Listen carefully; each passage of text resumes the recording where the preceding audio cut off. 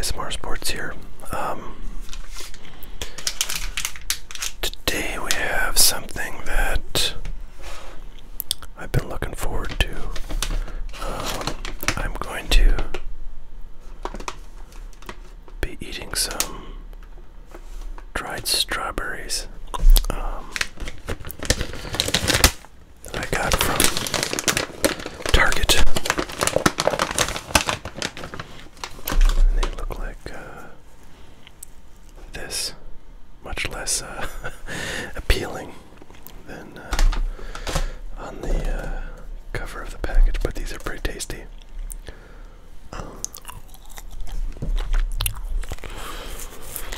So I've been looking high and low for 2018 Topps Heritage Baseball. By the time you see this video, I'm sure this stuff will have been out for a month and a half, but right now it's very early March. This stuff just came out last week in hobby form, and I've not been able to get to a hobby shop that has this stuff. Didn't really want to order it online, and actually I checked online at one of the big retailers online, and they were out of stock of the hobby boxes, so it must be fairly hard to get.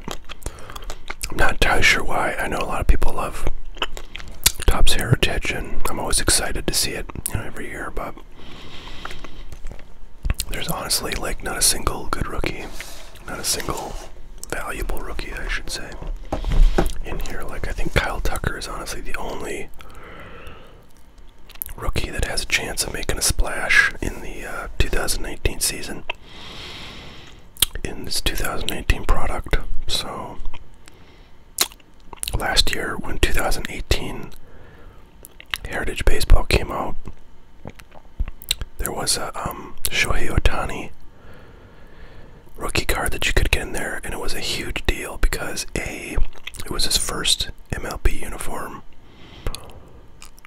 rookie of any set, because he was not in Topps, and that's really kind of the only thing that comes out before this. And it was short printed, so that it was like super valuable. It was like $400, $500, $600 when it came out, and I actually got one in the couple of boxes that I had bought right when 2018 Heritage came out. Anyways, long story short, that was quite a lot of incentive to buy this product, even though those cards were really hard to find. I just got really lucky and bought and got one when I bought my couple of boxes. In 2019, there's nothing even close to that.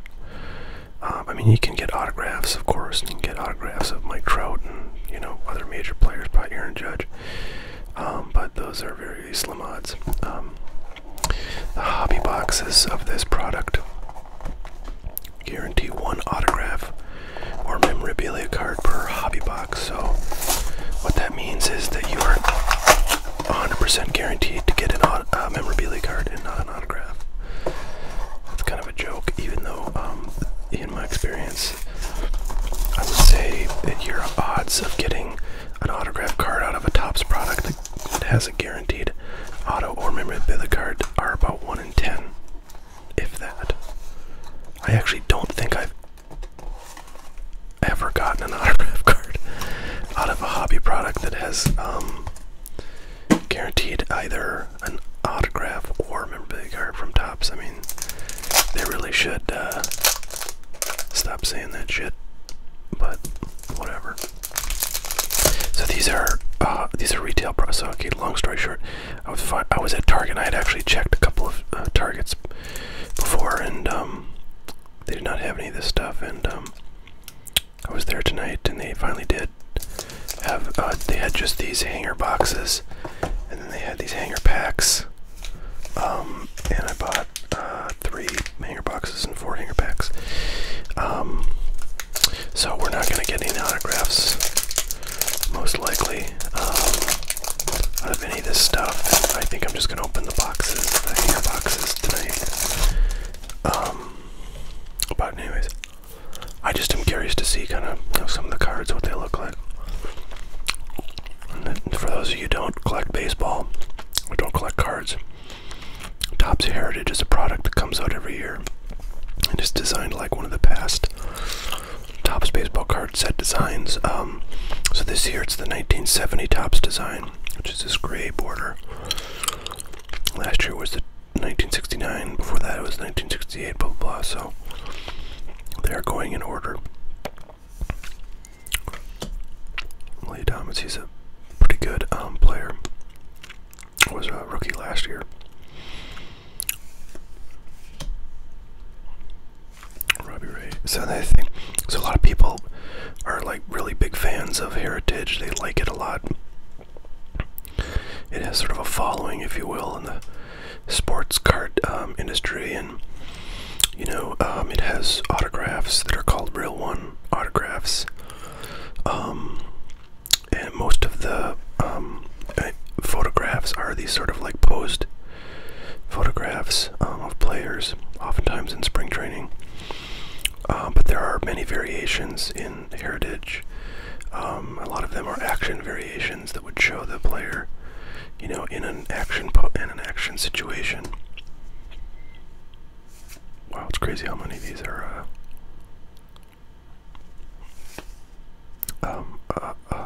spring training photos. You can tell because there's like palm trees in the back, and in this one, like there's mountains. So this is in Arizona, clearly. Although it's funny because they wouldn't have taken him at 2019 spring training, so they're from 2018 spring training.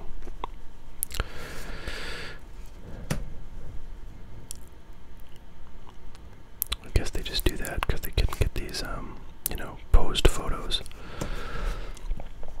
There's Rafael Devers, Royals rookies, Rana Hernan, Mibris, Viloria, Jason Kipnis, Michael Fulmer, he's a pretty good pitcher. David Price, he's a he was the one guy the Yankees beat last year in the playoffs against the Red Sox in the ALDS. Whoa, PBS Public Broadcaster is interesting. Brandon Crawford. So this is this little thing that fell out here is, I think, one of these. If you look on the, God, dang it, look on the box.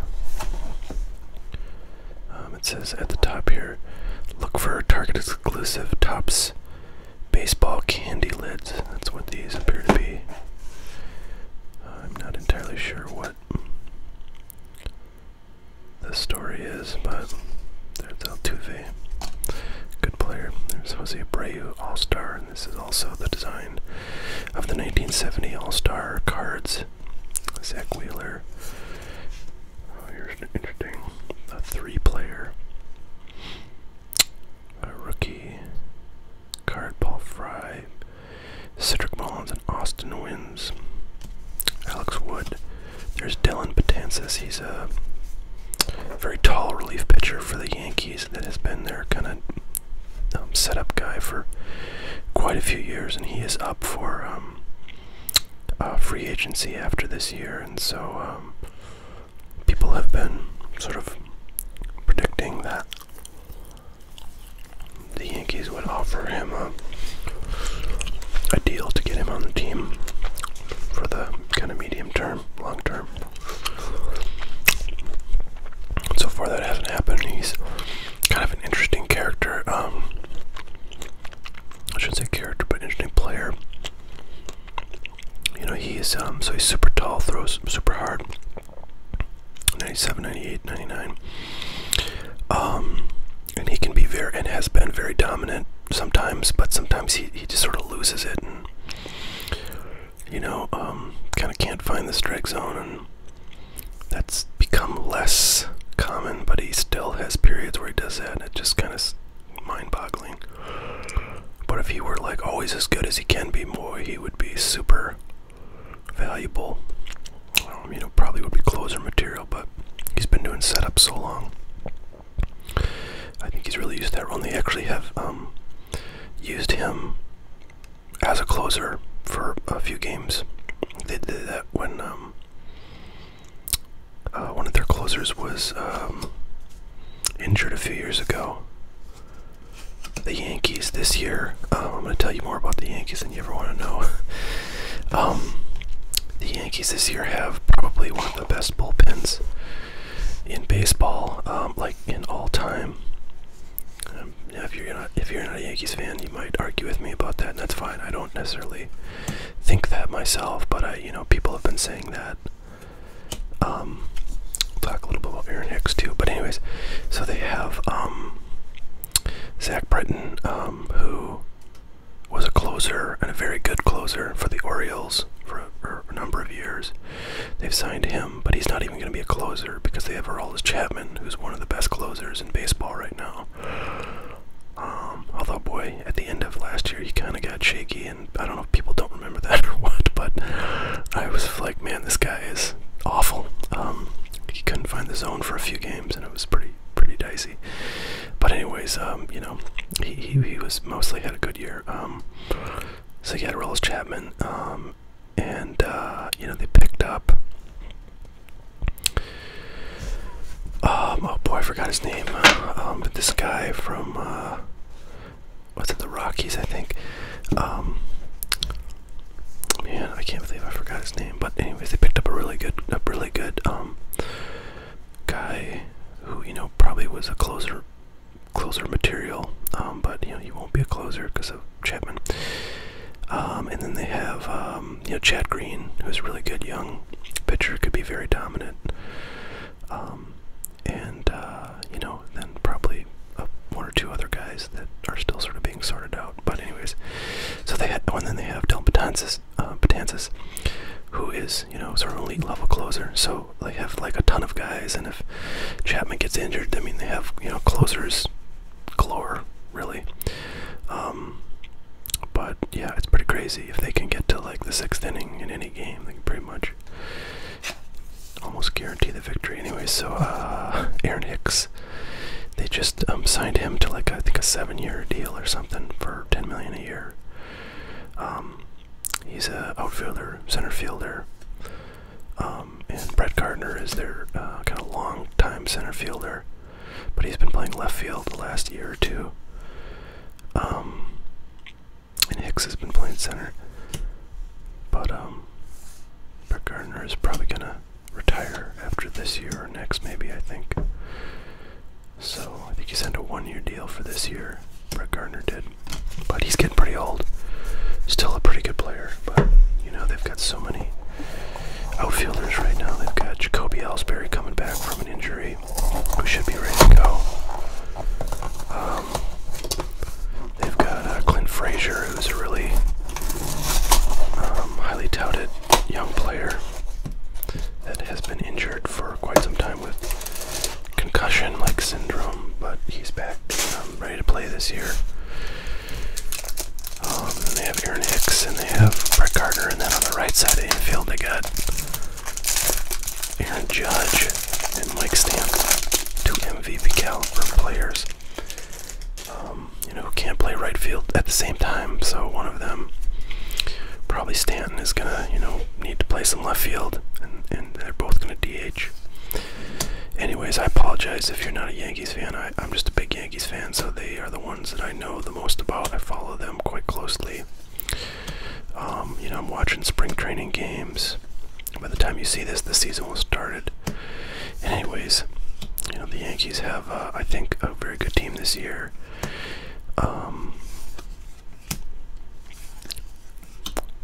Improved over last year, and last year they did quite well.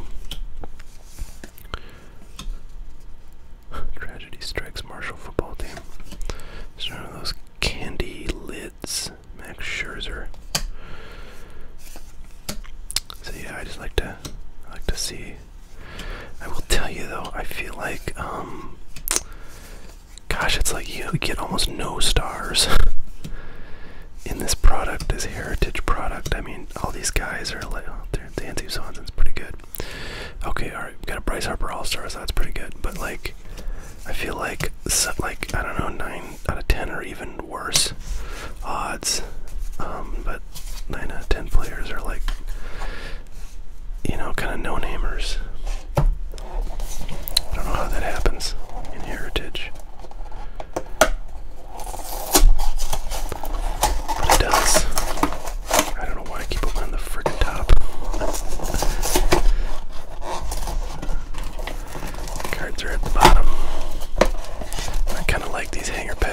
odds were a little bit better, but it's a retail product, so they're never going to be good. But I do like the convenience of having one big pack of cards. I guess that's kind of like, you know, Topps Jumbo or Bowman Jumbo, which I like.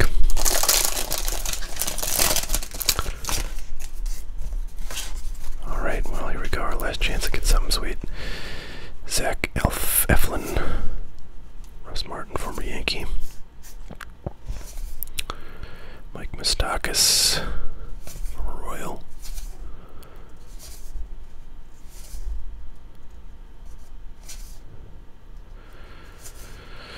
Pitching, there's Blake Snell, Cy Young Award winner. There's Luis Severino. He also got an extension from the Yankees to keep him on board, I think for 7 years as well, maybe with 5, I don't know. Can't quite recall. But he got $10 million a year too. There's Giancarlo Stanton, Candy Lid, Jose Abreu, All-Star. I keep remembering I have strawberries to eat.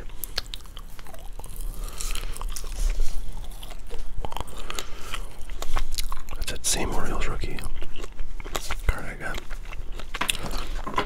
Another Dumb Dance, so I feel like this pack is a repeat.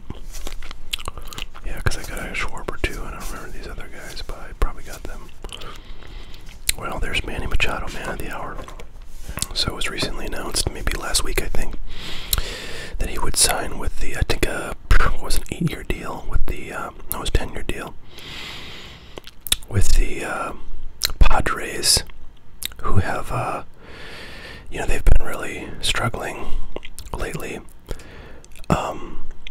But they have a lot of young talent, and you know they could certainly be a force to be reckoned with if that talent materializes. However, you know, there's no guarantee of that. Just so Machado could be kind of like the best player on the team, the best player on a weak team for a long time.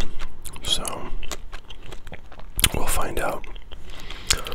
Also, just the other day, Bryce Harper signed a 13-year deal with the Phillies, which is insane. I mean, I guess that's like takes him to retirement.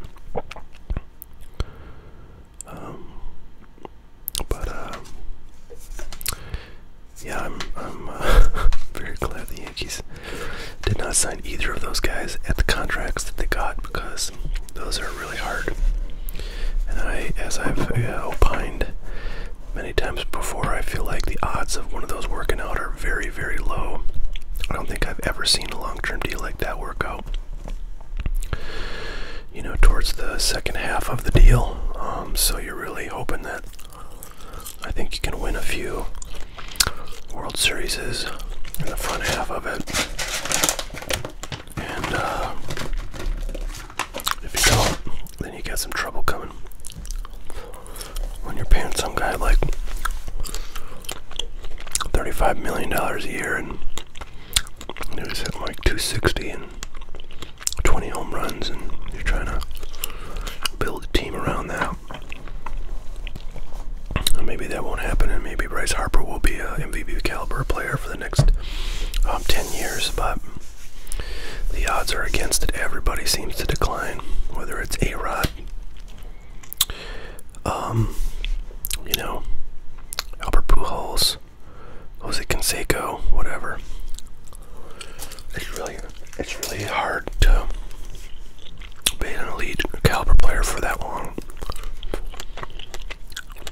Just because, you know, bodies age. Alright, well, there's your armchair commentary and 3 hanger boxes of Heritage Retail. Hope you guys enjoyed that. Thanks so much for watching. I'll catch y'all later. Bye.